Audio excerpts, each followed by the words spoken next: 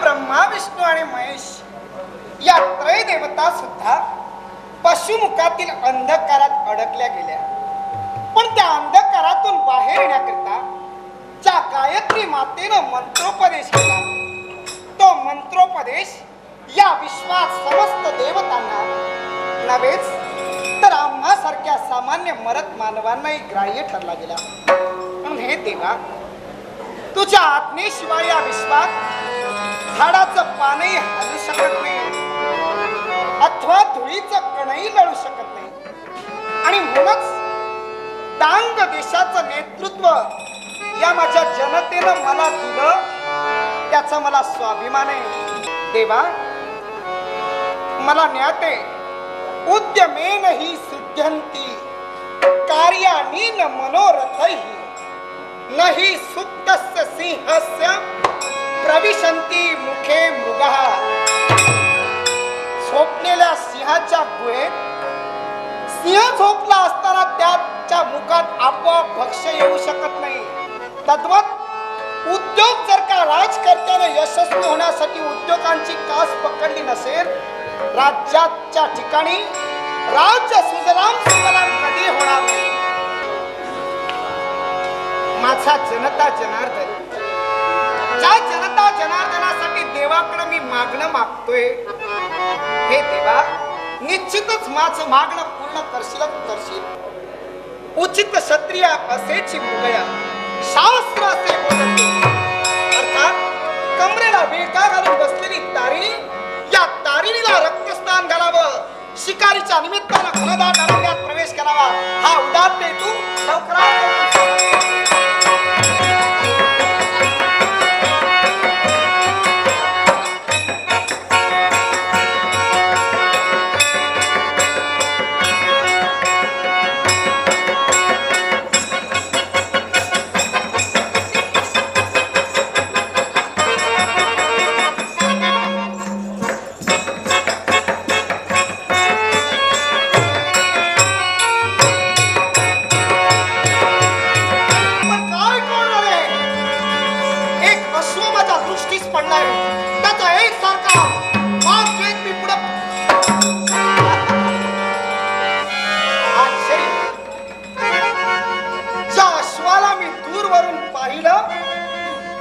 नेत्र माझे दिपून गेले.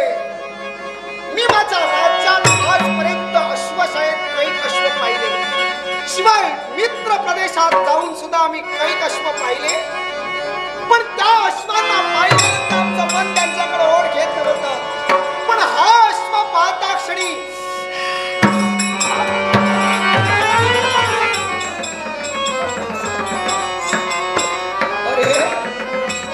राजा डांगवी, अरे अश्व म्हणून ज्या अश्वाला तू म्हणतोयस, अरे हा अश्व नव्हे, अरे ही आहे ती घोडी, ही अश्विनी. पण काही का कोण जाणे, हिच्याकडे माझं मन एकसारखं ओढ घेतलं. हिच्याकडे पाहिल्यानंतर हिचा वर्ण माझ्या डोळ्यात भरतोय. हिची ग्रीवा पाहिली, या ग्रीवेचा हिचा बाप पाहिला, ही बापदार ग्रीवा, अंगावरील ही आवा, हे सुंदर रमणीय असं पुच्छ, ही अश्विनी, ही घोडी जर का माझ्या राज्याच्या ठिकाणी आली असेल, सर सारे माझे देशबांधव पाहतील आणि या अश्विनीला पाहता क्षणी मंत्रात आनंद होतील. तेव्हा या अश्विनीवर ताबा मिळवावा.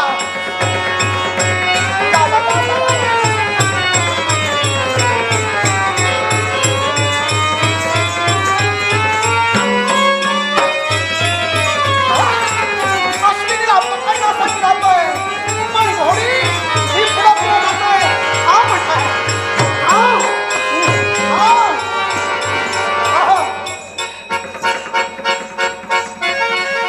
मी पकडण्यासाठी जातोय,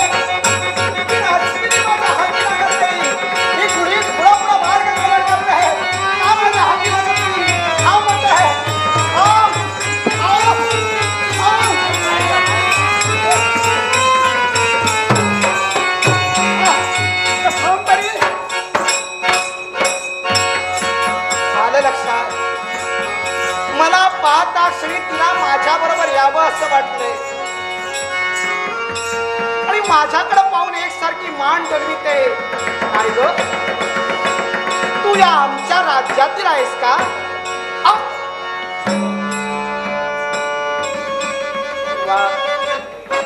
मूक जनावर असलं तरी माणसाची भाषा अचूक कळते. मी विचारतोय आमच्या राज्यातील आहेस का? मान नन्ना हलविते मान. हे अश्विनी, अगं तू माझ्या समवेत माझ्या राज्याच्या ठिकाणी आमच्या अश्वशाळेत राहशील का ग? हिचा कौल मिळाला, होकाराचा कौल, उजवा कौल मिळाला तेव्हा लवकरात लवकर पकडावं आणि अश्विनीला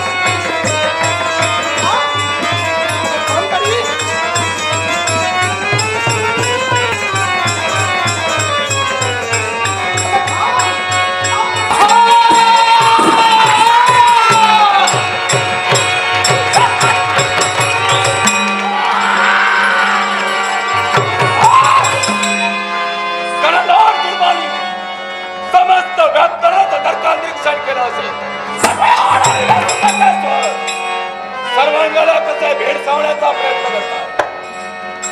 त्याप्रमाणे अमावास्येची काळी कुंत राहत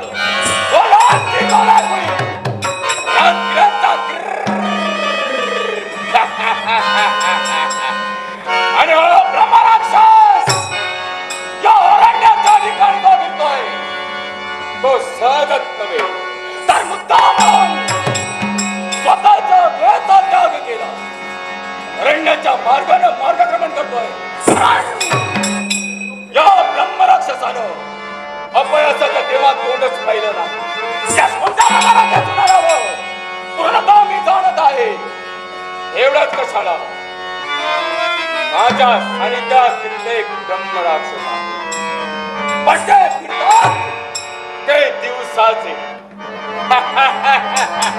पण मी जो फिरतो तो संध्या समयी. कारण मला समजलेला संध्या समयीच समोर आहे. म्हणूनच आज या ब्रह्मराक्षसानं प्रवेश केला. पण या अरण्यात प्रवेश करून मनाचा समाधान झालं.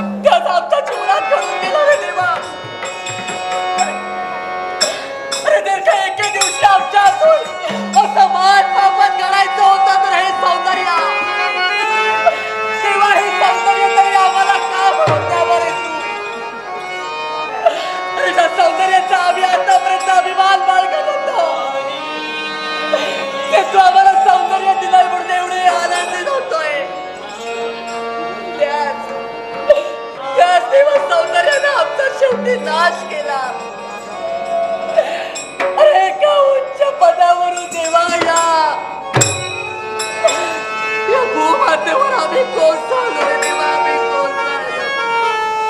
नाही सांगून रे देवा, नाही सांगून देवा.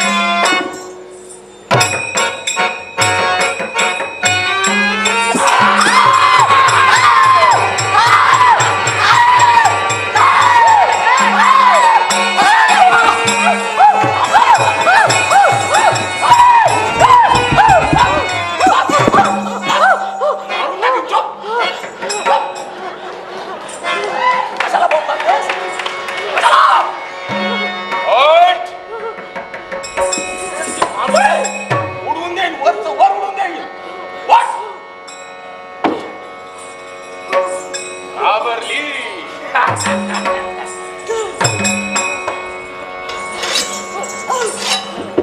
याच्या पूर्वी असं सौंदर्य केव्हा नाही आणि त्याच सौंदर्य आज प्रथमतःच मला पाहायला या अरण्या पुष्कळ झाल्यात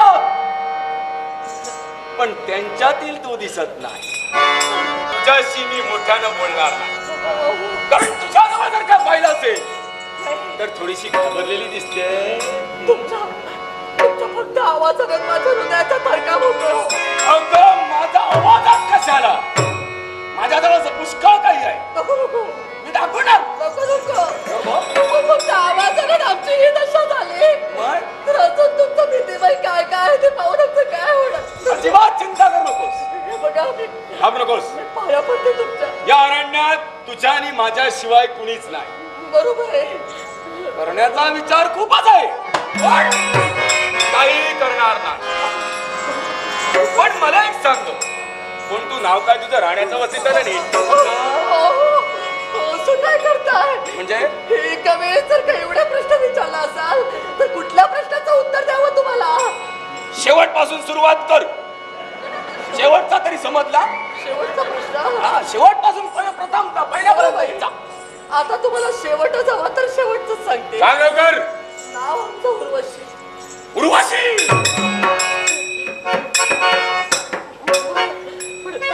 काय माझ्या नावाप्रमाणेच नाव आहे. तुझं नाव उर्वशी आणि माझं नाव जरा मोठं आहे. मोठं आहे. तुमच्यापेक्षा सुद्धा मोठा. माझ्यापेक्षा मोठं असू शकत नाही बरोबर. कारण माझं नाव आहे.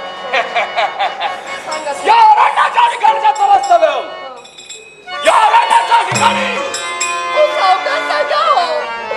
हळू सांगू अगोदर सांगता येत नाही तुला. आता आम्हाला काय करणार तुम्ही मग ऐक या अरण्याच्या ठिकाणी माझं वास्तव्य. एकाही मनुष्य प्राण्याला मी जिवंत केव्हा ठेविलं नाही म्हणजे आणि त्यांना भक्षण केल्याशिवाय मी काही राहिलेलो नाही. म्हणजे तुम्ही माणसांना मी खातो त्याचे तुकडे तुकडे तुकडे करतो. माझं पोट भरलं की कोल्या कुत्र्यांना मेजवानी देतो. आता सुद्धा त्याच उद्देशानं आलो. आता ज्यावेळी इथं आलो त्यावेळी पाहिलं मनुष्याचा वास येऊ लागला. ज्यावेळी मनुष्य दिसला त्यावेळी हाच विचार आला तुझ्या सुद्धा बारीक बारीक त्या तुकड्यांची संख्या सुद्धा नाही एवढे तुकडे केले. पाया पडते तुमच्या असं काही करू नका. तुझं कल्याण मी करीन काळजी करण्याची गरज तुम्ही काय अपराध केलाय तुमचा. अपराध एकच. कुठला अपराध एकच. कुठला केला? सर्व काही योग्य प्रकारे सांगत नाही. उर्वशी नाव सांगितलं इथं आलीस पण अजून माझा एक प्रश्न आहे. तुझं लग्न झालं? तुझं? नाही. बरं झालं. याला सुद्धा कारण आहे. तुझं लग्न झालं नाही माझं लग्न झालं नाही.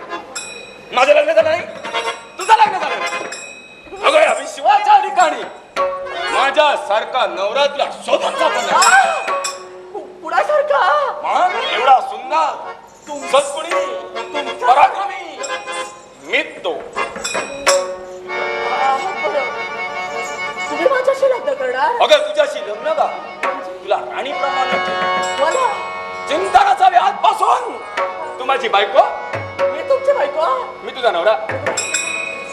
तू माझी बायको मी तुझा नवरा. असला नवरा असण्यापेक्षा नसलेला बरं आहे. नवरा नको नको नको मरून जाऊ दे नवरा. अशीच राहील मी पण असला नवरा नवरा नको. मरून जाऊ दे. बायकोही मरून जाऊ. आ? नवरा बायको नको. आजपासून तू माझी मैना आणि तुम्ही मी तुझा पोपट. काय बोलताय सारा. पोपट पोपट नको. मैना सुद्धा नको आणि पोपट सुद्धा नको. पोपट महिना मरून जाऊ दे. अजून सुद्धा आहे आहे तू माझी कोकिळा. आता कोकिळीच्या जोडीला कोण आणलाय. मी तुझा कावळा. एवढ्या सुंदर कोकिळे बरोबर त्या कावळ्याला का ठेवता. काय लागलाय तुला. सुंदर कोकिळा असते एक तर काळी कोकिळा. कावळा सुद्धा काळाच फक्त तिचा आवाज सुंदर. ज्याप्रमाणे तुझा आवाज सुंदर तरी लोकांना त्याप्रमाणे माझा कावळा. मी सामान्य कावळा नव्हे समजूत नकोस. डोम कावळा. काही काही सामान्य कावळ्या पिंड उचलतात, मी सरळ माणसात उचलतो. तुम्ही पिंड उचला नाही तर माणसं उचला, पण कृपा करून दयावंत होऊन मला इथून जाऊ छे, छे, द्या. छे, छे, छे. या विश्वात कित्येक जण प्रेम करतात, प्रेम झाल्यानंतर लग्न करतात. मग मला सुद्धा तसं करायचं. प्रथमतः मी तुझ्याशी प्रेम करणार, नंतर मी तुझ्याशी लग्न करणार. माझ्याशी प्रेम करू नका हो. माझ्याशी ज्यानं प्रेम केलंय ना तो वर पोहोचलाय. वर जाऊ दे, मी पुन्हा वरून खाली आहे तुझ्यासाठी. अजूनही माझं प्रेम कसं वाटलं? तुमचं प्रेम नको नको. अशा प्रेमाने मी कधीतरी मरून जातो. मरशील त्यावेळी मरशील, पण आता तुला वाचविणार. कारण जी व्यक्ती या अरण्यात येते कदाचित आपल्या इच्छेने येत असेल, जाताना माझीच आज्ञा घ्यावी लागते. म्हणून तुला मी एकच सांगू इच्छितोय, काय ते? आतापर्यंत केली ती थट्टा तुझी विटंबना होऊ नये असं वाटत असेल, पुरा सगळे माझ्या समोर माझ्या गुहेपर्यंत. तुमच्या सगळे तुमच्या गुहेपर्यंत. खबरदार जरा लक्षात. शब्द मुखातील शब्द मुखात ठेवा म्हणते. अहो साजा साहजिक का होईना, पण या मार्गात तुम्ही आमच्या समोर आलात. एक नरभक्षक असून सुद्धा आतापर्यंत फक्त तुमच्या जवळ विनवणी केली मी. आणि हात जोडून स्वतःच्या रक्षणासाठी गयावया केली, पण तरी सुद्धा आम्हाला इथून न पाठवू देता देवाचे चाळे आमच्यासोबत करण्याची तत्पर करा. आणि एक वेळ पुन्हा हात जोडते, बरोबर आम्हाला जाऊ द्या. माघारी जाईल पण केव्हा देवा स्वतःच्या मनाची इच्छा निर्माण झाली, त्या इच्छाची परिपूर्ती करते. तुझ्या या सुंदर कायाचा चोळा मला करत जाईल. नरभक्षक, तुमची इच्छा म्हणजे परमेश्वराची इच्छा नव्हे. यावेळी तुमच्या मनात जगावी आणि त्या प्रत्येक इच्छेची पूर्तता आम्हाला कामलेली करावी. मग जर का असं असेल तर हा ब्रह्मण असेल, स्वतःच्या पराक्रमाच्या जोरावर तुला कोणत्या प्रकारे माझ्या ब्रह्मराक्षस, स्वतःच्या पराक्रमाच्या वर्गाला विश्वासाला आमच्यावर मांडू नका. हो एवढा विश्वास बरा नव्हे. अरे? विश्वाच्या ठिकाणी ज्या परमेश्वरानं मला जन्म दिला ना, त्या परमेश्वराच्या इच्छेला सर्व काही करता. तुमची इच्छा याला मी महत्व देत नाही. तू धक्का म्हणाली येथे घडत परमेश्वराच्या इच्छेनं, मग मी तर करते सुद्धा त्याचीच इच्छा आहे. होय ना? पण हे जर का परमेश्वराची इच्छा असेल तर दुसरी इच्छा असेल तो तुमचा प्राण असेल. तुझा देहाचा तोडामोड केल्यानंतर मी मेला तरी चालेल. परवा करणारा मी नव्हे, पण एकदा मला ठरविलास तर ठरविलास. मग जर का स्वतःच्या मनाच्या ठिकाणी अशा त्याची पाठी भावना घेऊन स्वतःच्या मनात त्यांच्या पूर्ण करायची असेल तर हेच तुझी इच्छा कोणत्या त्यांना पूर्ण करतोय हे प्रत्यक्ष तुमचा मुलाचा लोक आहे तुम्ही.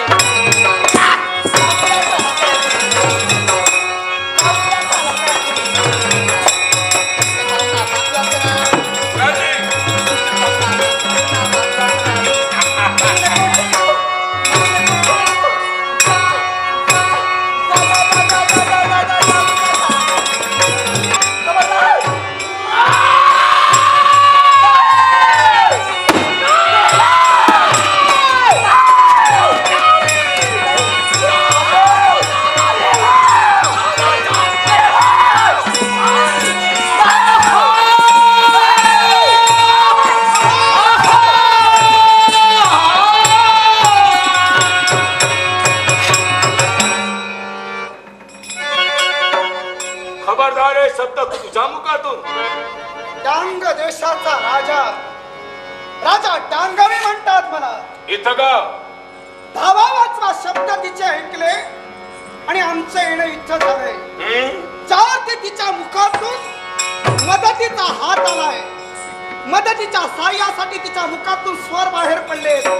अर्थात हा अविचारी प्रसंग आणणारा कोंडू या चरण्यात चालतं वास्तव्य ब्रह्मराक्षस म्हणतात मला. मग हे ब्रह्मराक्षसा माणसानं माणसाला सहाय्य करावं, एकमेका सहाय्य करू, तेव्हा एक स्त्री आहे आणि अर्थात स्त्रीचा अवतीभोवती लज्जेचं कुंपण आहे. तेच बोलणार होतो. आणि त्या लज्जेच्या कुंपणासाठी स्त्रीनं स्वतःची मर्यादा स्वतः सांभाळायला हवीच. पण तिच्यावर आलेला जर का स्त्री तत्वावर अरिष्ट जर का पुरुषाला दूर केलं नसेल तर एक मर्द म्हणून सांगण्याची गरज नाही. तेव्हा काय म्हणतोय तुझ्या हत्याला हिच्यावर मी हात टाकला नव्हता, मग तुझ्या हत्याला मी माघारी का जावं? मग माघारी जाण्याची जर का तुझी इच्छा नसेल तर? तर ब्रह्मराक्षसा होय. अरे तुझ्या व्यापी पंचप्राणाला तुला मुकावं लागेल. झालं तरी चालतंय, माझा समाज चालेल, पण ज्यावेळी जी कुणी व्यक्ती माझ्या मार्गात आडवी येते तिला मी कायमचा दाडवा केल्याशिवाय मागतच नाही. मग ब्रह्मराक्षस आहे. अरे तुझ्याशी उद्दंडवाद करून माझं उद्दिष्ट गाठायचं नाहीये. मग? माझी उद्दिष्ट फार वेगळे आहे. तेव्हा समोर आलेला काटा संपविण्याकरता वैरी म्हणून तुझ्या समोर उभा आहे. मग वैराला आव्हान मी सुद्धा देत आहे. कोण जर का वैरी म्हणून मारायला असेल, माझा सुद्धा मारलं तुझा शेवट करून हिला माझ्या डोळ्यावर ठेवलं जाईल. मग वैराच्या मनात जरा तर चिरण्याकरता वैरी तू मातला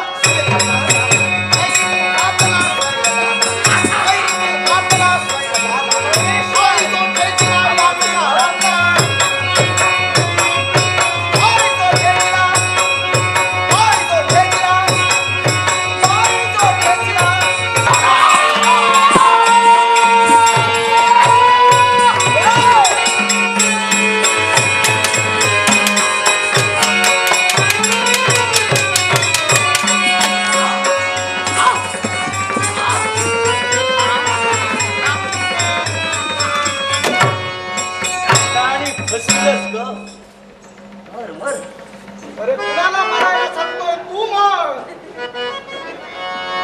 प्रथमतः प्रणाम करते तुम्हाला. पण सांगा हो, या रात्रीच्या प्रहरी आम्ही तुम्हाला पाहतो, हे निर्जन स्थळ आहे आणि असं असताना आपण एकट्यात. हो, कोण आपण? एकच. अहो, आतापर्यंत जिच्या मागोमाग तुम्ही चालत होता हा, तिचा शोध घेत आतापर्यंत तुम्ही इथपर्यंत आला, तीच अश्विनी मी. काय? हा, नाही माझा विश्वास बसू शकत. विश्वास बसत नाही. ज्या अश्विनीला अश्विनी रूपात मी पाहिलंय बरोबर आहे. ती एक स्त्री असता स्त्री माझ्या डोळ्यासमोर आहे आणि ती स्त्री सांगते जी घोडी तुम्ही पाहिला तीच ती आणि मीच ती.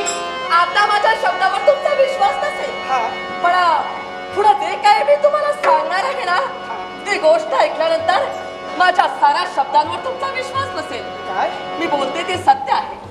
मी अश्विनी आहे, पण यावेळी तुम्ही मला पाहता ते एका स्त्री रूपात. काय बोलता? एकच. कोण आपण? हे स्वरूप तुम्ही का पाहिलं? याला सुद्धा कारण आहे. तर मी इथे नाही, या वृत्ती लोकातील नसून मी स्वर्ग लोक. माझा वास्तव स्वर्ग लोक. स्वर्गातील आपण? हो, स्वर्गातील मी. मग स्वर्गातील जर का आपण असाल त्या या मृत्यूलोकाच्या ठिकाणी अनपेक्षितरित्या तुम्ही आमच्या डोळ्यासमोर कशा काय येता? एकाच तऱ्हेला, कारण मी एक शापिष्ट आहे. हो, मी या मृत्यूलोकाच्या ठिकाणी शाप भोगते. हो, शाप. काय असा शाप? एकच. आणि आपलं नाव आम्हाला सांगितलं नाही तुम्ही? नाव आमचं उर्वशी. उर्वशी? हो, नाव उर्वशी. आणि या उर्वशीला शाप कोणता असेल तर देव दरबाराच्या ठिकाणी तर 6 महिन्याने भरला जातो तो षण्मासचा दरबार. आणि त्या षण्मासच्या दरबाराच्या ठिकाणी सारे देव देवता उपस्थित होते, सारे ऋषीवर्य सारे मानता उपस्थित होते. आणि त्या देव दरबाराच्या ठिकाणी साऱ्या देवतांच्या मनाचं मनोरंजन करावा या हेतूला आम्हाला बोलावलं गेलं. साऱ्या देवतांच्या समोर आम्ही नृत्य सादर केलं. नृत्य आहे रंगात येता क्षणी महार्ष दिवस. तो महार्ष दिवस आमच्या नृत्यावर वेळाचा घोष झाले आणि वेधान होऊन आमच्या सभेत त्या देव दरबाराच्या ठिकाणी आमच्या समोर नृत्य करू लागले. ते आमच्या नृत्यावर खुश होऊन आमच्या समोर नृत्य करत होते. पण आमचा मात्र गैरसमज झाला. आमच्या गैरसमजाला आम्ही त्यांना देव दरबाराच्या ठिकाणी सारा देवतांच्या समोर नको नको ते दूषण केली. लावून टचून बोलण्याचं कर्तव्य केलं. त्यावेळी क्रोधाला महर्षींनी आम्हाला शाप दिला की जा उर्वशी अगं मला दुसरा देण असताना त्या अश्वाची उपमा तू मला दिली. त्या अश्वाचं जीवन काय असतं हे अमृत लोकात जाऊन तू एक अश्वेने बनून पडशील. तू एक अश्वेने बनून पडशील. दिवसाच्या प्रहरी मी शिकारीसाठी आलो असताना मी तुम्हाला अश्विन रूपात पाहिलं. मग रात्र आरंभ होता क्षणी हे तुमचं रूप कसं काय पलटलं? त्याला सुद्धा कारण मी रात्रीची यावेळी स्त्री वेशात असते आणि प्रातःकाळ होता क्षणी प्रश्न मला माझा सारखा भोगावा लागतो. दिवसाच्या प्रहरी तुम्ही अश्विनी रूपात आणि रात्र आरंभ होता क्षणी स्त्री रूप. पुरुष माझा पूर्वज रूप मला प्राप्त होते. देवी उर्वशी, एक सांगते, तुम्ही दुर्वास महंतांनी केलेला तुमच्याशी नृत्याचा आविष्कार त्यात तुमची चूक नाही. कारण ज्यावरती दुर्वास महंत बेभान होऊन तुमच्या समोर नाचले, एक सामान्य मानवाच्या बुद्धीनं मी एकच सांगेन, वास्तविक त्यांनी आपलं आसन सोडून तुमच्या बरोबर नाचूही नाही. म्हणून मी तुम्हाला दोषी म्हणणार नाही. पण एक सांगू का, प्रत्येकाच्या जीवनात नियतीनुसार कर्म भोगावं लागतं. तेव्हा हा नियतीनं दिलेला तुम्हाला शाप आहे, तेव्हा शाप तुम्ही भोगा. पण आज आम्ही रक्षण करण्यासाठी आलो, पण कोण कधी तुमचं रक्षण करण्यासाठी येईल अथवा न येईल, तेव्हा जीविताचं संरक्षण तुमचं तुम्हालाच करावं.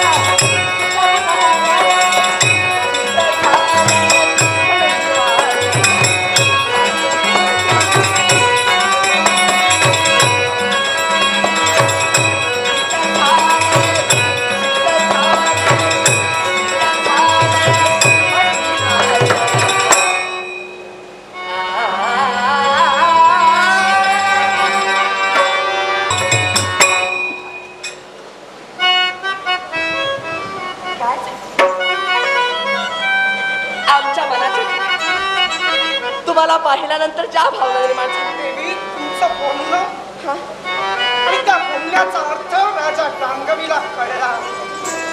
पण देवी एक सांगू का, तुम्ही देवलोकीची एक अप्सरा आहात हो, बरोबर, आणि एक सामान्य भूतलावरील मी एक मानव आहे.